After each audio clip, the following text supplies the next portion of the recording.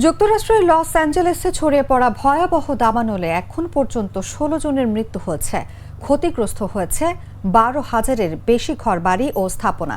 এদিকে সামনের সপ্তাহের শুরুতে আবারও তীব্র বাতাস বয়ে যেতে পারে ও তাতে দাবানল আরও ছড়িয়ে পড়ার শঙ্কা রয়েছে বলে সতর্ক করেছেন স্থানীয় কর্মকর্তারা। স্থানীয় সময় শনিবার মার্কিন সংবাদ মাধ্যম সিএনএন-এর প্রতিবেদনে এ তথ্য জানানো হয়। এতে বলা হয়, অগ্নি নির্বাপন কর্মীরা দাবানল নিয়ন্ত্রণে সর্বাত্মক চেষ্টা করছে। তবে কর্মকর্তারা সতর্ক করে দিয়ে জানিয়েছেন, পরের সপ্তাহের শুরুতে তীব্র বাতাস হতে পারে এবং এতে তাদের অগ্রগতি বাধাগ্রস্ত হওয়ার শঙ্কা রয়েছে। বার্তা সংস্থা রয়টার্স জানায়, লস অ্যাঞ্জেলেসের 4টি এলাকায় এখনও আগুন জ্বলছে।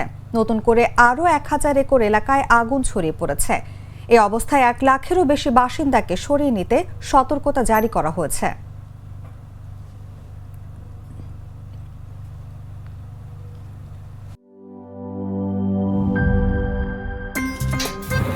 আমার একটা স্মার্ট সিদ্ধান্তে 25% গ্যাসের খরচ কমেছে। ভাবছেন কিভাবে? সাধারণ গ্যাস স্টোভ বদলে আমি এনেছি আরএফএল গ্যাস স্টোভ। এর সাইন্টিফিক নজল ও ব্রাস বার্নার ক্যাপ সমানভাবে তাপ ছড়িয়ে রান্না করে দ্রুত।